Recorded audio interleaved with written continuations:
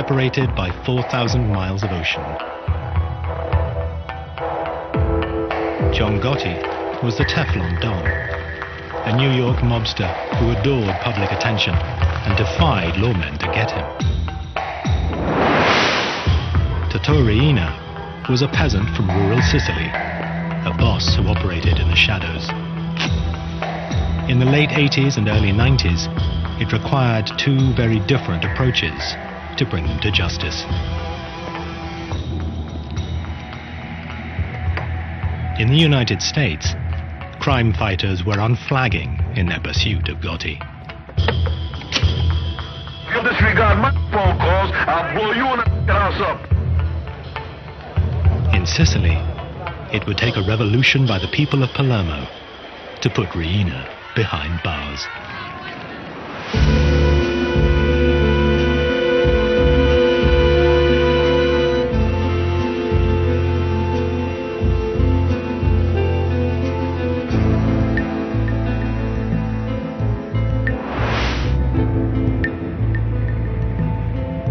John Gotti was a violent and reckless hoodlum from his earliest days.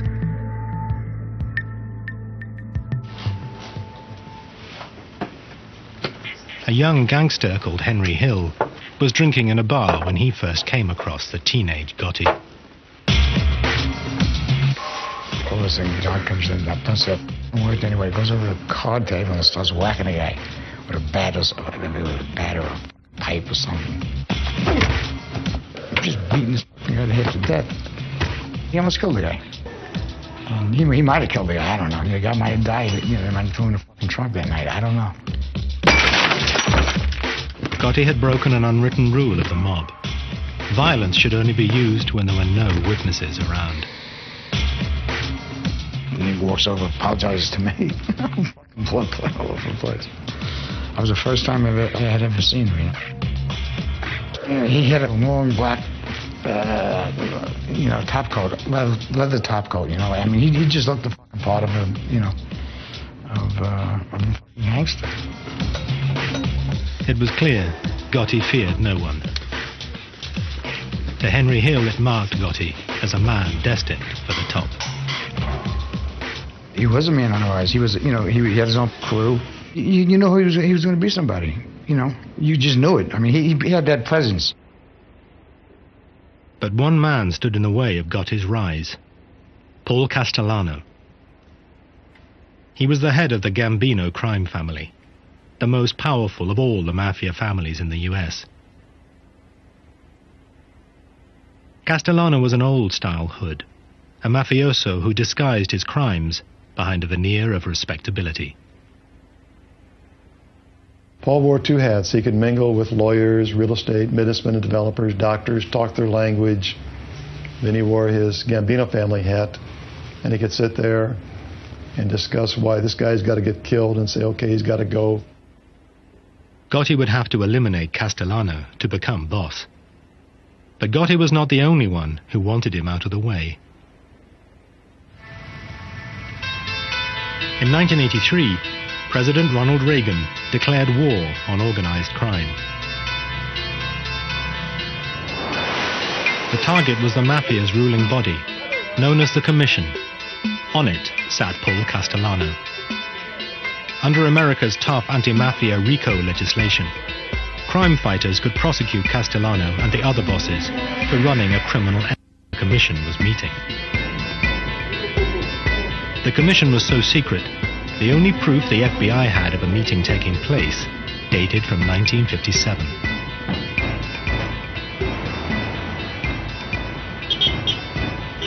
Then, one morning in May 1984, at FBI headquarters in New York, Agent Joe O'Brien received a call from a mole inside the mafia. He informed me that there was going to be what's known as a Mafia Commission meeting in a couple of hours.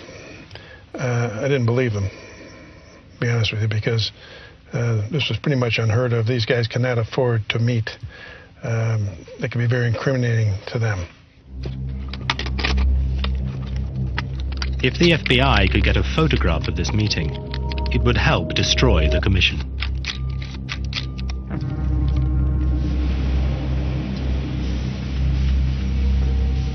O'Brien and a fellow agent, Andy Curins, staked out this building, a small house on Cameron Avenue, Staten Island, that belonged to a relative of a senior Mafia don. The agents hid in the back of an unmarked van, a few hundred yards down the road. Dan was right back here, right about where the white car is, right in front of the 54 there. That's about where we were parked. And we had a nice straight shot. There were no cars at that time. We had a straight shot down the street to 34 camera. So we sat there for 3 hours till about 4:30, and then they started coming out crime family by crime family. The top men in the Gambino, the Lucchese, the Colombo and the Genovese families all emerged. Then finally our long-awaited guest of honor, if you will, Paul Castellano, came out. Castellano was the boss of bosses. It was like the king strutting out. You could almost envision a carpeted area. It was a real show of how the mob operates and mob protocol. It was very exciting. I don't know how Andy managed to keep the camera as still as he did. He used this shoulder right here as a tripod, and I just didn't breathe for the longest period of time. Castellano wasn't in any big rush.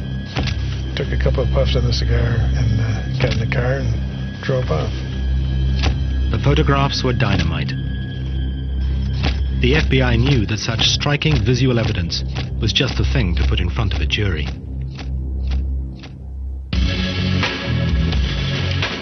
In February 1985, the FBI seized all 5 members of the commission. Agents O'Brien and Curins arrested Castellano and drove him to FBI headquarters in Manhattan. Federal authorities and New York City and state law enforcement officials today announced one of the most important indictments of Mafia bosses in this nation's history. In the car on the way to FBI headquarters, Castellano heard a radio news bulletin about the arrests. Racketeering and extortion. The charges carry prison sentences of up to 20 years. From New York, NPR's Mike Schuster. It was the beginning of the end of Castellano's reign. The authorities made their move late last night. Among those now facing federal racketeering and extortion charges are Paul Castellano, head of the Gambino family. The key to the investigation was an electronic bug. He turned to Joe, I remember, and he said, "Is that true? Is that true? You listened to my private conversations." Prosecutors say the recordings are of superb quality. You could almost hear him like groan. The agents thought Castellano was squirming because they had taped his criminal conversations. But Castellano realized they had also learnt about his secret affair with his young Colombian maid. This was very embarrassing to him. It's a little embarrassing to us, too, for that matter. He's almost like a little boy now, confessing this, something that he did was bad. He's not talking about it was bad that I murdered people or had, on my authority, people were murdered. I'm embarrassed because I had this relationship with this young woman who was my maid, right under my wife's nose. This was a revelation a Mafia don could not afford. He'd broken one of the Mafia's most sacred rules. It was okay to maim and murder, but not to publicly dishonor your wife.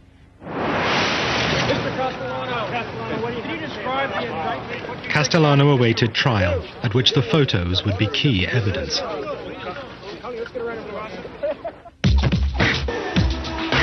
A power vacuum had been created at the heart of the Gambino family. The situation was ripe for war.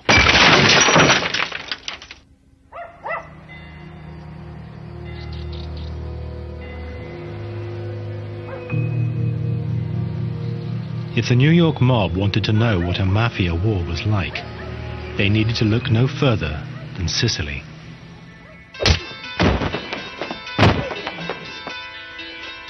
Here the Mafia's boss was Totò Riina, an elusive, psychopathic killer from the town of Corleone.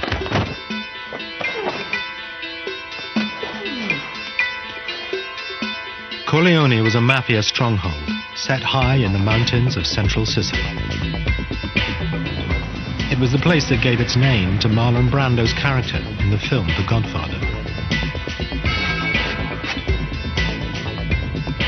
Riena's cruelty earned him the name The Beast. Corleone had an unenviable reputation as a place where only the toughest mafiosi were born and bred, as one local anti-mafia fighter remembers.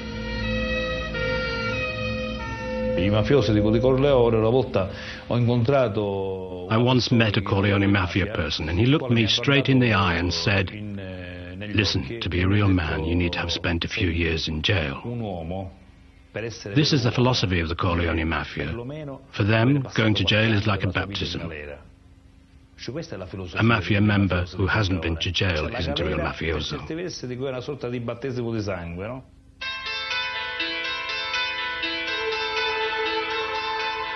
Riena's crime family had seized control of the mafia in a vicious war. In Palermo in the early 80s, the streets were awash with the blood of Riena's victims. During one 6-month period, a body was found in the city every 3 days.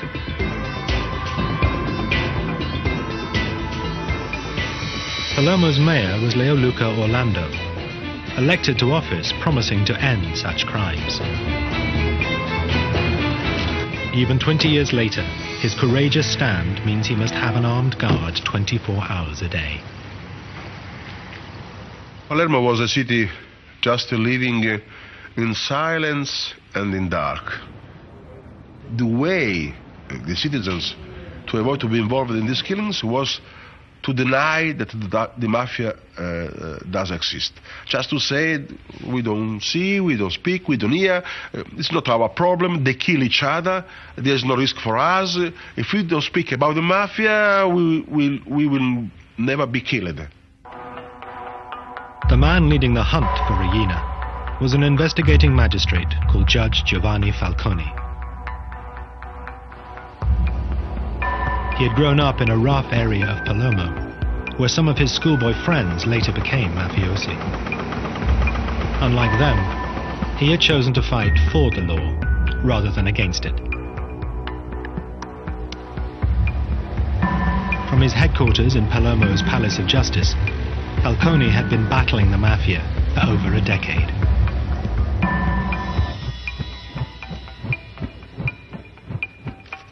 In 1987, he had enjoyed his greatest moment.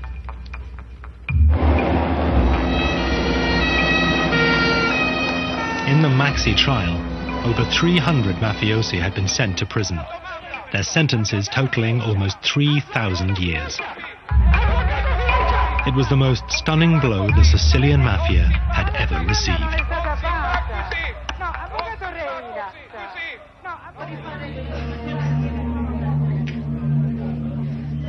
But mafia boss Totò Riina had escaped the roundup.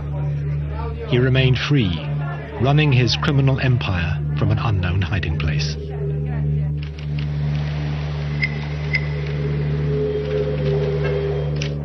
Falcone faced another danger, this one closer to home. He had few friends at the Palace of Justice. The people of Palermo stood on the sidelines, waiting to see who would come out on top, Falcone or the mafia. Such isolation was dangerous. Other anti-mafia fighters had met their deaths at the hands of Riina.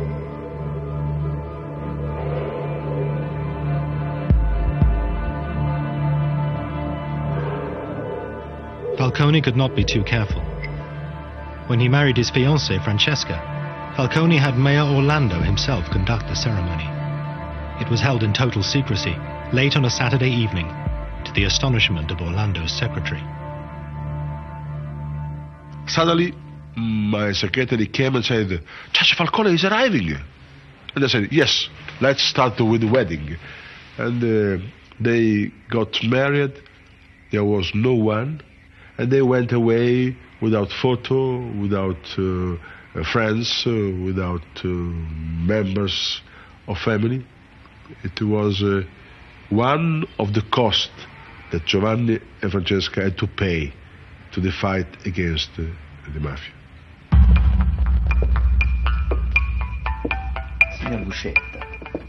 A few years earlier, Mafia defector Tommaso Buscetta warned Falcone that Riina would stop at nothing to kill him.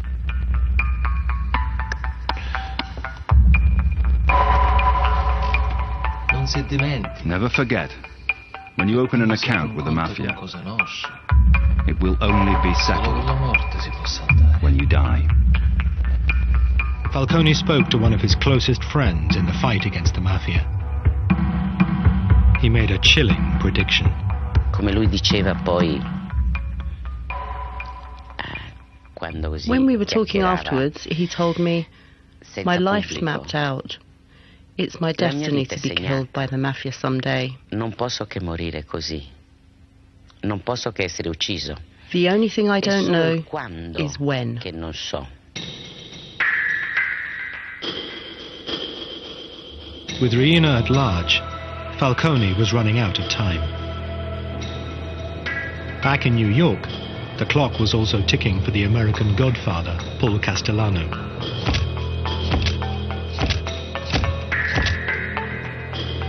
Castellano waited for his trial on racketeering charges.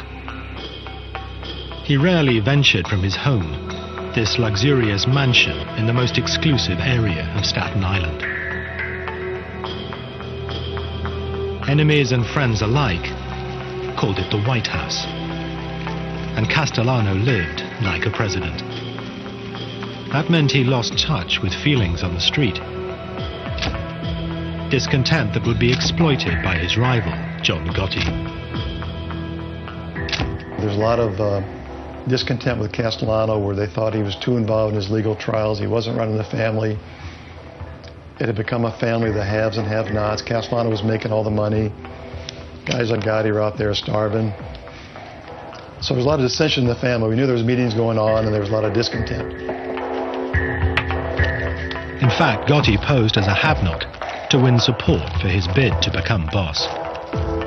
In reality, Gotti was making a fortune dealing heroin, making him a hero to his supporters. He had his own crew, and we used to do a lot of things together. You know, a lot of money, you can do a lot of things with it, and he had it.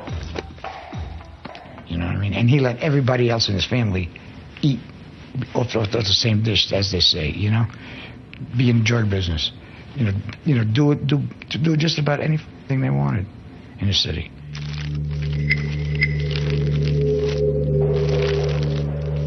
The law was on to Gotti's crew for drug dealing. That brought more heat on Castellano, so he planned to break up Gotti's crew.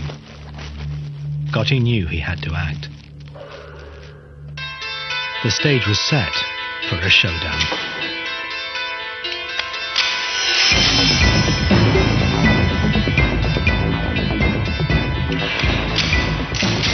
On the 16th of December 1985, Castellano headed into Manhattan for a meeting with Gotti.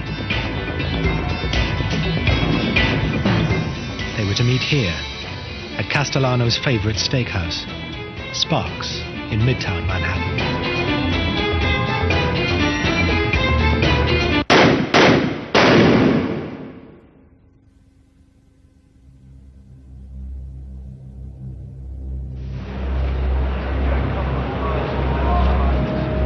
Outside the restaurant, Castellano and his driver were shot dead. Such a daring, public murder shocked New Yorkers. It made the new Gambino boss a celebrity overnight.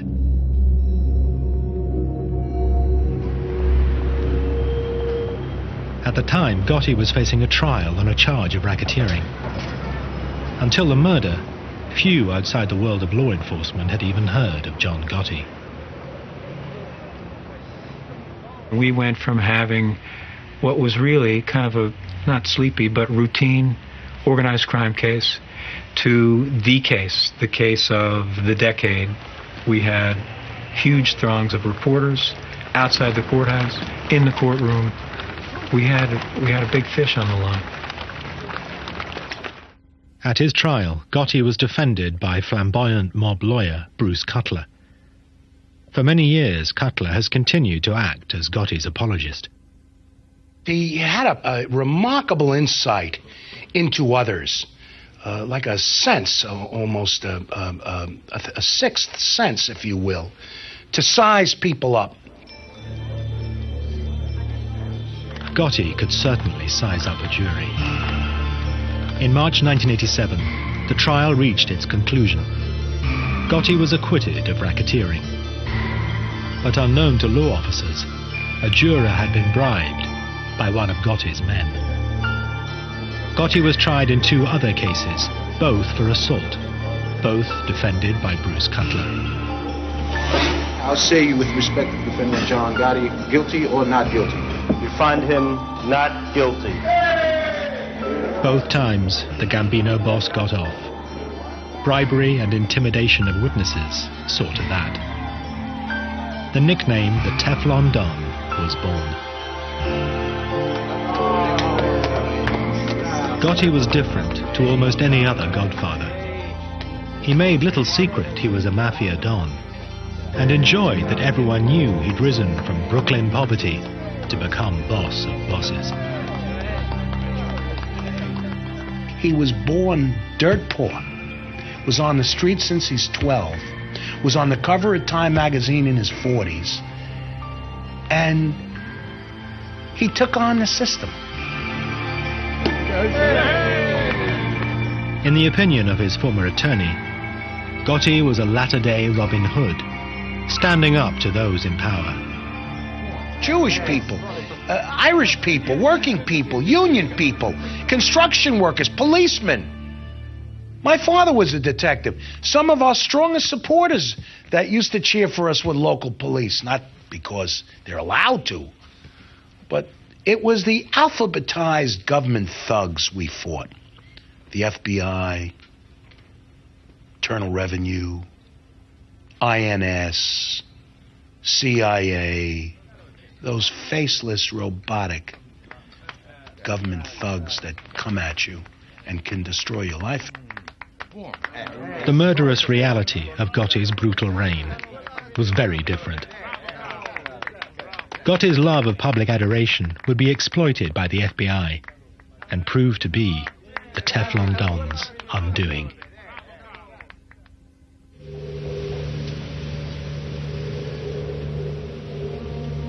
In Sicily, crime fighters had a different problem to their colleagues in the United States.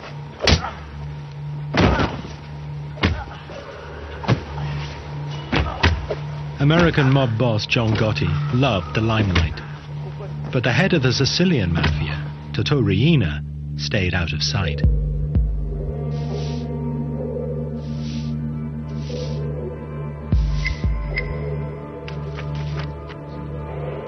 Prosecutor Giovanni Falcone was determined to hunt him down. Falcone needed a way of connecting Mafia boss Riina to the crimes carried out in his name by his army of killers.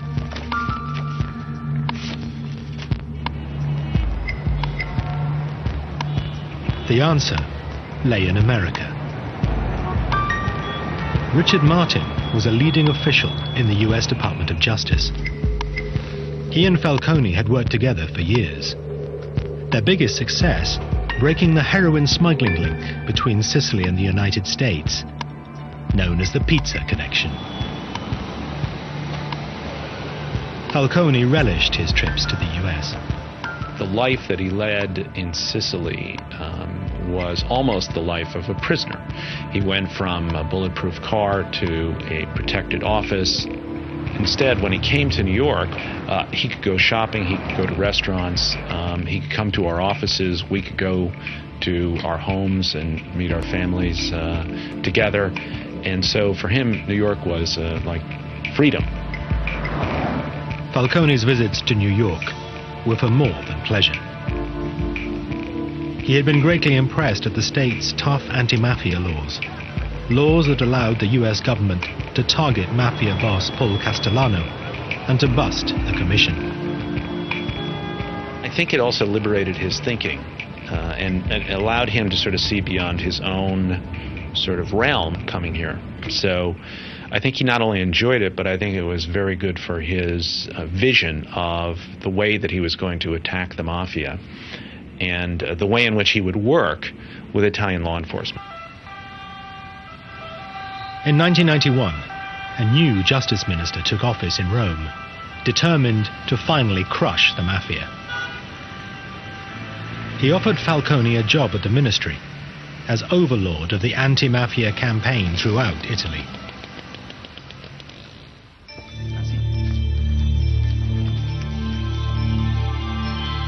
Falcone jumped at the chance of leaving Palermo and putting into practice the lessons he had learned in the United States.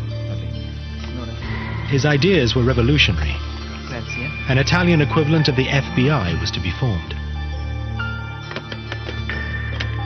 Across Italy, the fight against organized crime would be centralized under Falcone's control.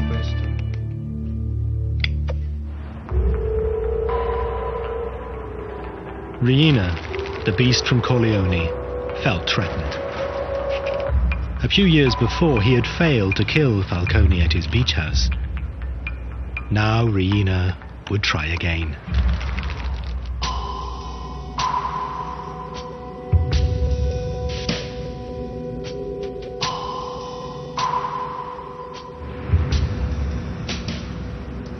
On the 23rd of May, 1992, Falcone and his wife Francesca returned to Palermo for the weekend.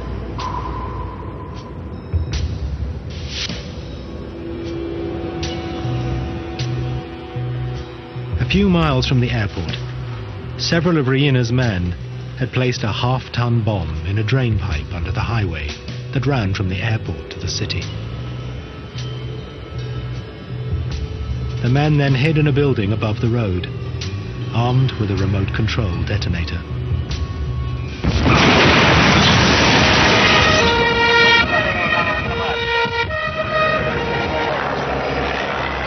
A massive explosion ripped open the highway.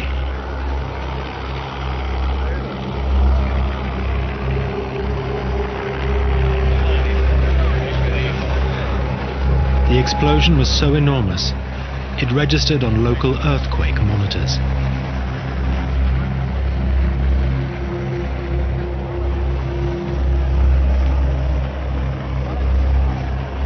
Giovanni's sister, Maria Falcone, was at home when she heard the news of the explosion.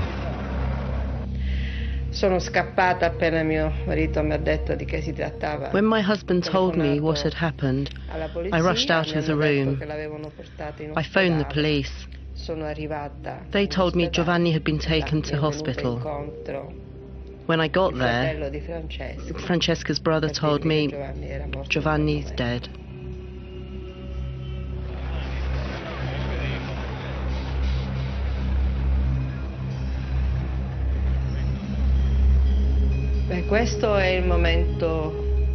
This was the saddest moment ever.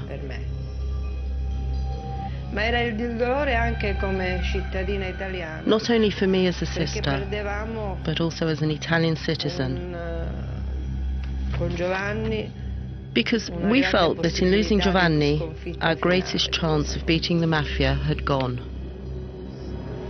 Falcone was not only a colleague, I was proud to think of him as a colleague, but a friend. I was enormously saddened,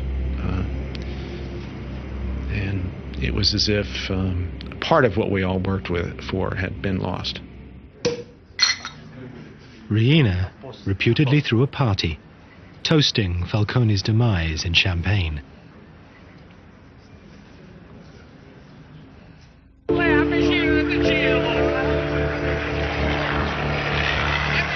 Along with Falcone, his wife Francesca and 3 bodyguards were also killed.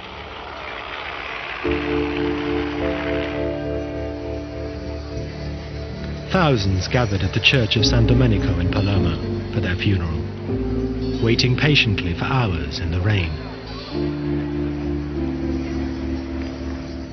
Italy was shocked and angered.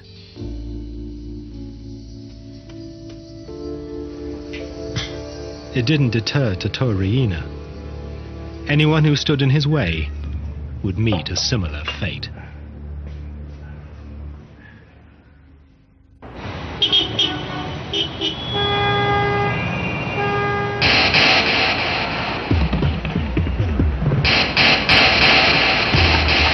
In New York, the net was closing in on the American Godfather, John Gotti.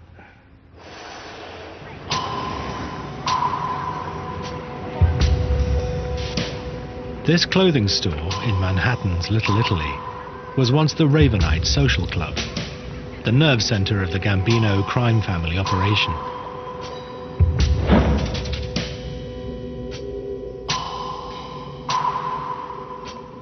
Gotti insisted that his crime family visit the Ravenite to pay public homage to him. The FBI had placed a surveillance team in a block near the Ravenite. This is some of the actual footage shot by the FBI. Gotti reveled in his public persona as Mafia Godfather. He made no attempt to hide the fact that he was meeting with his criminal gang. The rest of the family was required to come down there as a command performance to meet with John, discuss business, kiss his rear end, give him money, what have you. So during the course of the week, you might have all 20 caps in the family down there on different nights, plus 80 to 90 to 100 soldiers. All standing out there in broad daylight. And for us, it was a gold mine, just seeing, identifying the entire Gambino family during the course of a week, all in one place.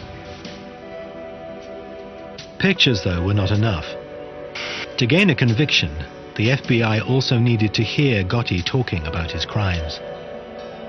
They had bugged the Ravenite, but the mics had so far failed to pick up much. Then they had a break. An informant told them Gotti always held his most important meetings in an apartment upstairs, owned by the elderly widow of a Gambino member.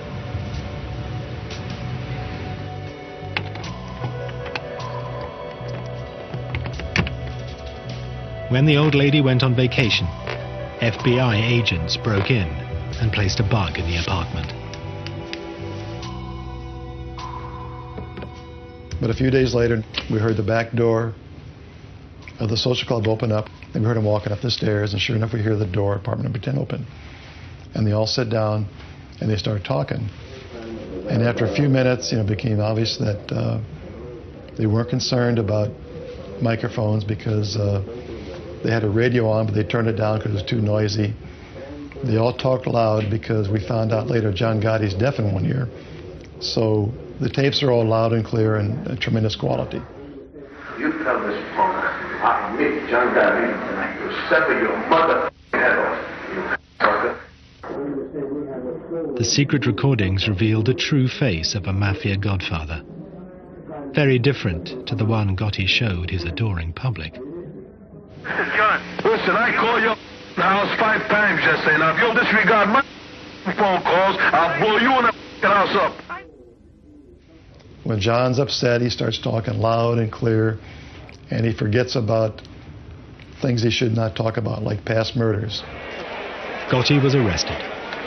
In January 1992, he was sent for trial, facing charges of multiple murder and racketeering. It would be his 4th trial in 6 years. Yet again, New York was riveted by John Gotti.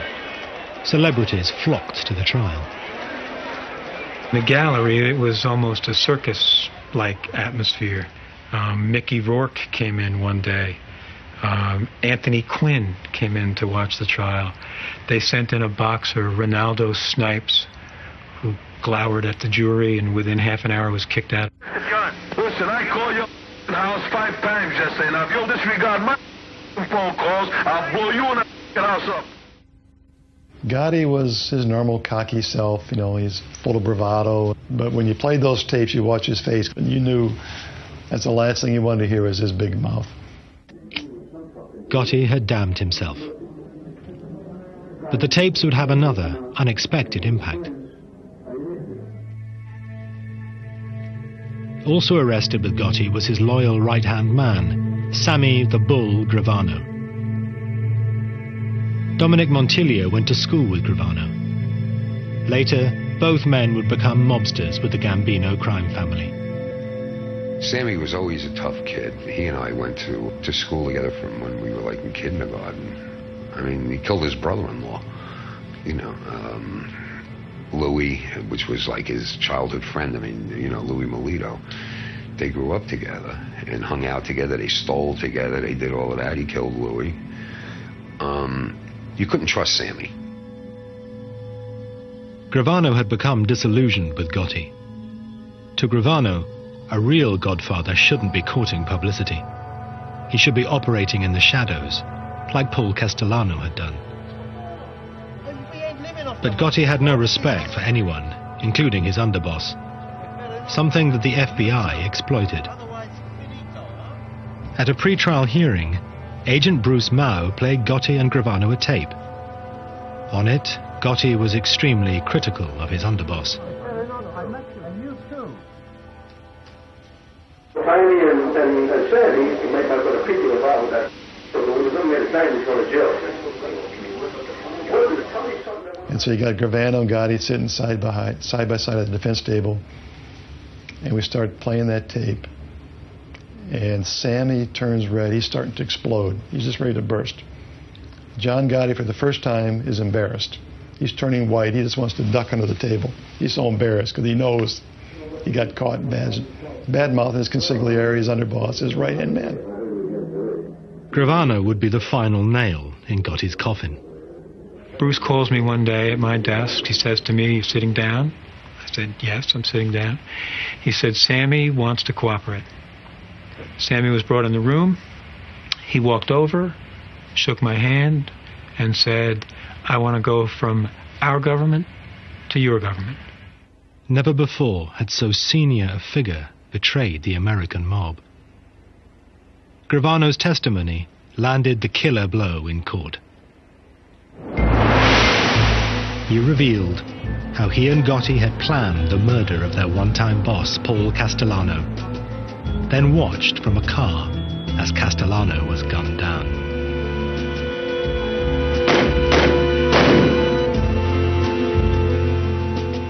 Gravano was a fantastic witness, and John Gotti acted like someone who knew he was going to be convicted, and he was really worried about it. He was ornery, snapping at me, snapping at his lawyers.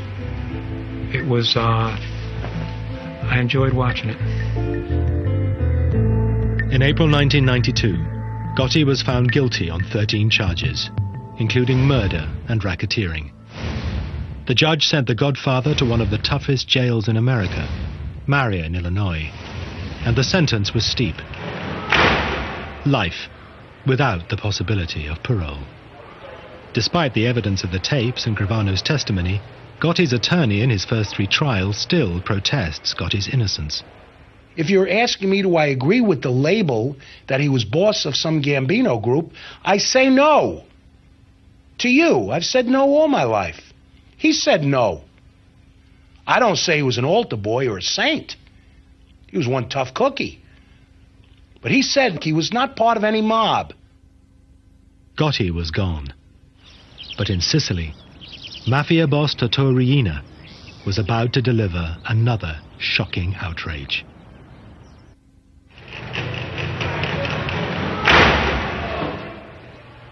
In the United States, the mob boss John Gotti was facing a life sentence in prison. But in Sicily, the Italian government seemed powerless. Mafia godfather Totò Riina killed at will. Anti-mafia prosecutor Giovanni Falcone had been murdered. Palermo waited anxiously for Riina's next move. Falcone's mantle had fallen to another magistrate, Paolo Borsellino. Borsellino and Falcone had grown up together and had devoted their adult lives to fighting organized crime.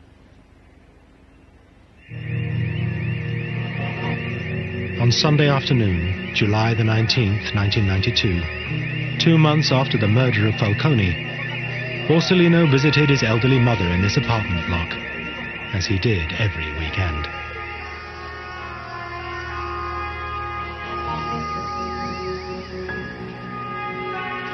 a massive car bomb exploded, killing Borsellino and 5 of his bodyguards.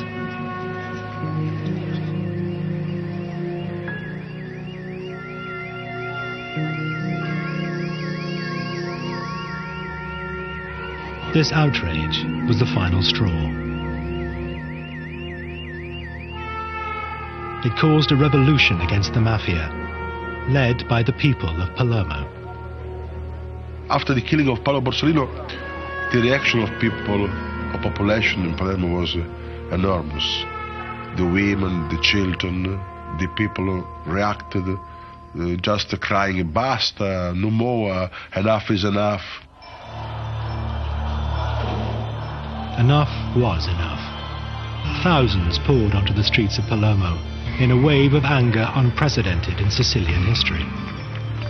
Everyone sensed the Mafia's next target was Mayor Leoluca Orlando, elected to office pledging to rid Palermo of the Mafia.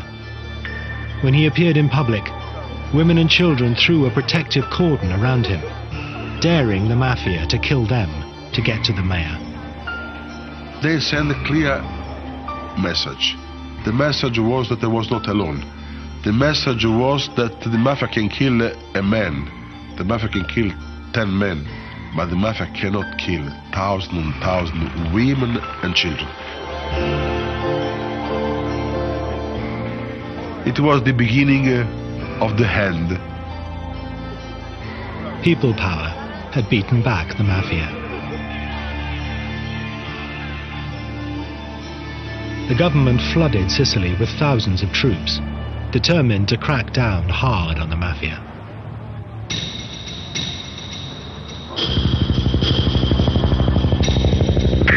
In January 1993, Italian police scooped the biggest prize of all. Following a tip-off, Tito Riina was finally arrested.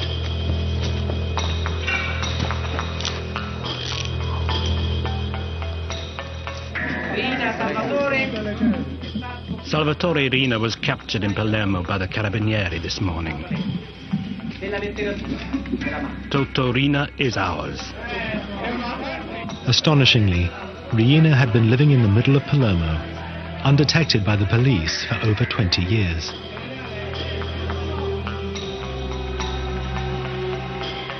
When Riina was paraded in public, Italians were shocked. This inoffensive-looking, peasant-like character was responsible for the brutal slaying of Falcone and Borsellino, along with hundreds of others. At his trial, Riina painted himself as a poor old man who knew nothing about the Mafia.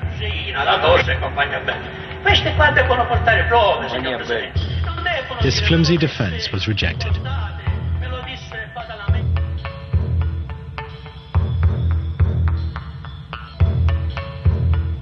Riina was sentenced to life imprisonment to be served away from Sicily in a jail on the Italian mainland.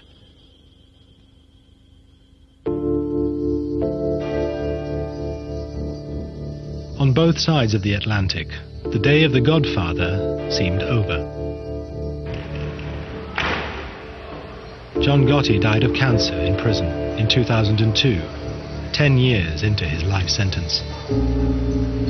With Gotti's death, an era ended. By publicly flaunting the fact that he was boss of bosses, he ensured that law enforcement agencies would leave no stone unturned to finally smash the mob.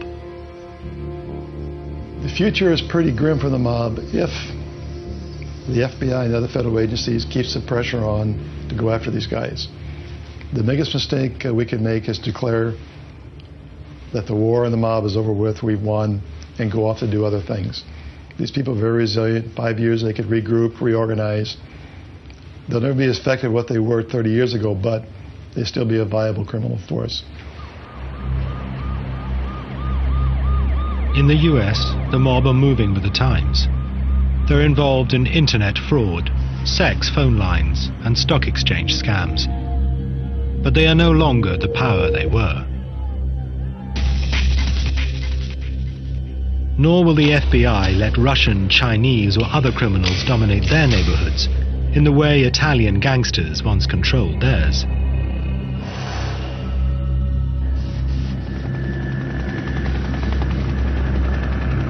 In Sicily, they are also keeping up the pressure.